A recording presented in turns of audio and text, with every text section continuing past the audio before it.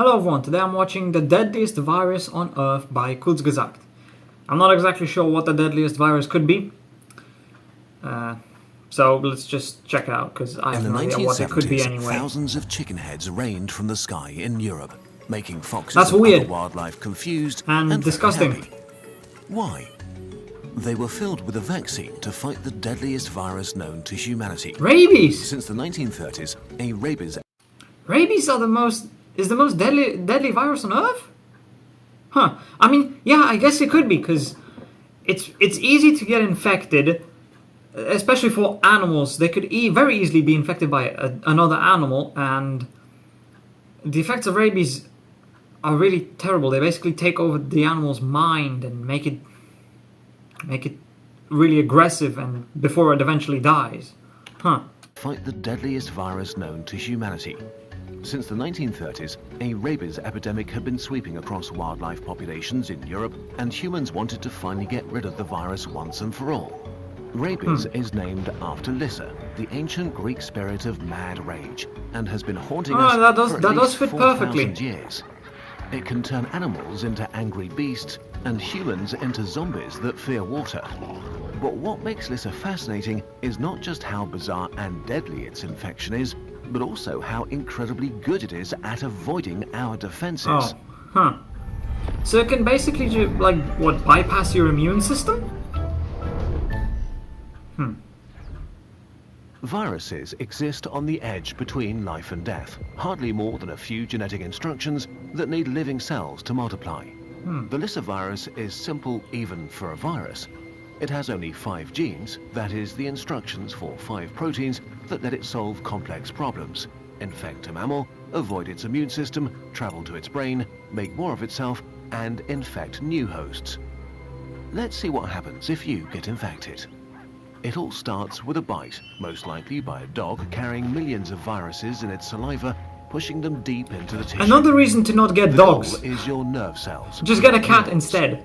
They are living electrochemical wires transferring signals throughout your body and can stretch for up to 1.5 meters with their cellular machinery on one end and a terminal on the other.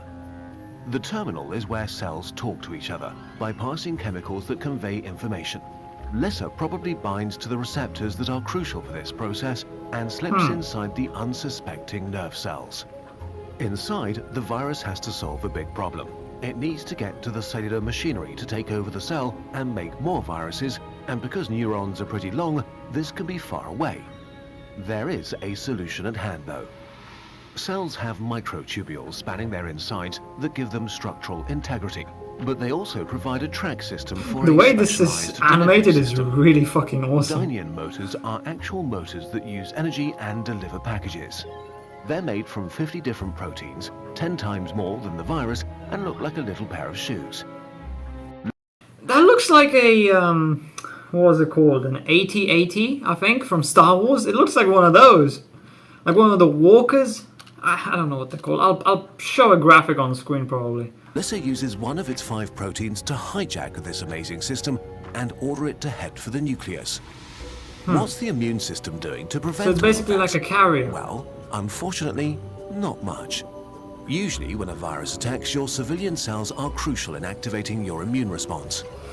They notice that they've been infected and release hundreds of thousands of a special family of proteins, the interferons that, well, interfere with viruses. We'll have to simplify a lot, but in a nutshell, interferons alert your immune system to make antivirus weapons. But they do much more. They tell civilian cells to turn down their protein factories for a while, which means that viruses can't replicate efficiently. They can't replicate, huh? And interferons turn your cells to become super transparent, which is important because how can your immune cells notice that your civilian cells are infected when viruses hide inside them? Your body solves this by creating display windows into their insides called MHC class 1 molecules. Cells constantly produce stuff to stay alive. And this stuff is really interesting. You know, if they showed videos like this in biology class instead of just talking, like instead of the teachers talking about random crap, they showed you stuff like this, you would probably learn and remember a lot more because this is actually interesting. To showcase to your immune cells what's going on inside them, they take random samples of their products and put them into these tiny display windows to give a peek inside. Interferons tell your cells to make way more display windows and become super transparent. If a cell is infected and forced to make virus parts, your immune cells will see these parts in a window and order the infected cell to kill itself and all the viruses trapped within. This is one of the most powerful methods of wiping out a viral infection. Unfortunately, Lissa blocks your neurons from making interferons and stays basically invisible to your immune system. Oh! In contrast to many other viruses, when it replicates, it doesn't kill its host, which would also trigger alarm systems.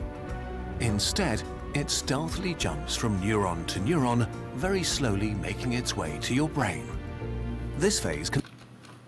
So, since this thing goes to your brain, it's pretty obvious that once it reaches it, you're done for. I don't think... I know that when you're like bitten by an animal, you have to like take some sort of shot or vaccine, I think. Something for rabies, just in case. Maybe, I think so, at least. I'm quite sure that once it reaches your brain, there's literally nothing that can be done anymore. And you're just going to die. Because at that point, it's just too late to stop it. I think. Can take weeks to months and very rarely even years, and depends on a bunch of things, like if the bite was in your face or foot, or how many viruses got into your muscles. Lissa is a patient monster until it reaches its goal. It plays the long game. Brainstem. Finally, the immune system catches on that something isn't right and reacts. Too late! It dispatches some of your most powerful antivirus cells, killer T cells, to seek and kill infected cells. Aren't these the ones that basically explode? In other viral infections, this would be a turning point, but in rabies, the T cells are rushing towards their doom. Simple Lissa, with its 5 proteins, plays a reverse card, using the immune system's ingenuity against itself.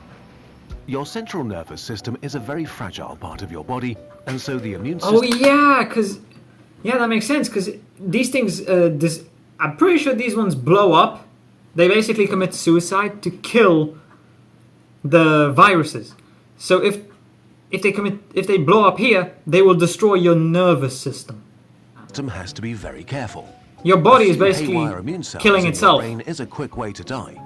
So they aren't free to enter your nervous system. They have to be invited in and can be kicked out. To protect themselves, your nerve cells can order T cells to self-destruct if they think they're overreacting. And Lissa figured out a way to make infected neurons express this order. So as your powerful defense cells arrive, they are ordered to commit suicide. Now the virus infiltrates the brainstem. Once this stage is reached, you are going to die. Yeah. So, like I said, kills. Once it reaches your brain, your life's over. About the Lissa virus is that we still don't know exactly how and why an infected person dies. Our usual idea of viruses causing damage is by multiplying rapidly, killing their host cells once they've made enough copies, triggering a massive immune reaction that also does a lot of damage. But this doesn't seem to be what happens here. Brain tissue of rabies patients shows minimal, sometimes non-existent damage. Instead of murdering everything in sight... That's weird. It kills you, but it doesn't kill your brain. I mean, actually no. It doesn't kill your brain because the virus knows it has to keep you alive so that it can spread itself to other new hosts. So it purposefully keeps your brain alive because you need it to, well, live. It knows you have to be kept alive to spread. It basically hijacks your body, but then how do you die from it?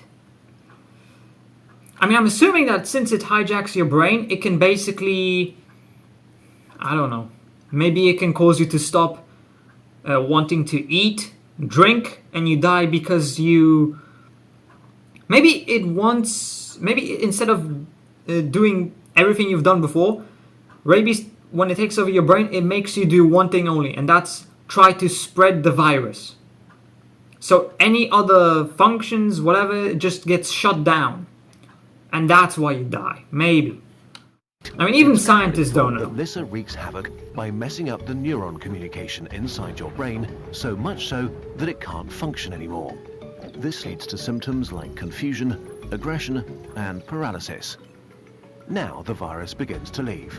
Still traveling through neurons, it migrates away from the brain and heads for the salivary glands. This is remarkable because after traveling in one direction, the virus reverses its course. After decades of study, we don't know how this works. Lissa ends up saturating your saliva, ready for the irate mammal to bite another and repeat the cycle.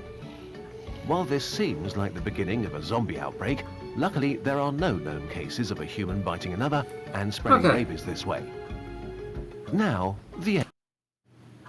That's probably because we humans can actually still control ourselves, and I mean, a wild animal, it's gonna bite because it doesn't know any better. But a human, your brain might be taken over, but you probably still have some control over it.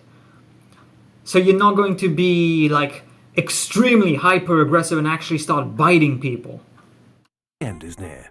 You are rapidly developing encephalitis, a swelling of the brain with many unpleasant neurological symptoms from lethargy to paralysis. Yeah, you're just suffering at that Slowly point. at first, and then suddenly, organ after organ fails as you slip into a coma.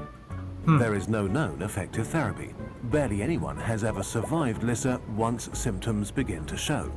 It is by far the deadliest virus we know. Except there is actually something that could save you. Yeah, there's a vaccine for it. Rabies was one of the first diseases humans developed a vaccine for. As vaccines do, it prepares your immune system for a future attack, so it has the right weapons ready in high numbers. The horrific tricks of simple Lissa don't work once you are vaccinated. And the vaccine is special for another reason. Because Lissa is so slow in the first few weeks, it can be given to you after you've been exposed. So you can still be vaccinated after you've been bitten by an animal. Which is super important if you've had contact with a sick wild animal, say a bat, because you often don't even notice a bite from tiny teeth. Rabies is a monster, one that has followed our species around for thousands of years, that our ancestors were terrified of, and rightly so. It still kills around 60,000 people each year. 60,000 a year from rabies. Holy shit. I mean, obviously all of those people are probably unvaccinated, which means it's most likely in countries like, well, it's probably in countries that are in Africa and South America, mostly, and probably some in Asia, mainly Southeast Asia. That's where I assume most of these deaths come from. Almost half of them children. We are far from eradicating this monster. It lurks in the shadows, in forests and animals of all kinds, ready to return in greater numbers if we ever forget how to keep it at bay, or if we continue the trend of being suspicious of vaccines. Never mind. Actually, I take back what I said about most of those deaths being from Southeast Asia, Africa, and South America. It's most likely just some retards who are anti-vax. Let's hope that one day humanity slays this monster, so it can become, like most monsters, part of our imagination. There are much deeper levels of knowledge to explore about rabies than the glimpse we just showed you, but digging into sources and scientific information on your own can... Honestly, this was most likely just an extremely simplified look at how rabies actually works, but it was still... It gets the point across. It tells you exactly what you need to know. And it was a really good video. I enjoyed that a lot. And I gotta say, I never thought that rabies was such a huge problem. I've never been exposed to anything about rabies. Never even heard about how many deaths this causes. But, I mean, yeah, it's just don't approach wild animals, especially if they look hyper-aggressive. But just in general, you shouldn't really approach wild animals anyway, because that's extremely stupid, and why would you even do that? That doesn't make any sense to me. So, yeah. Like, subscribe, comment, link to my Discord server is down in the description below. And I'll see you in the next video.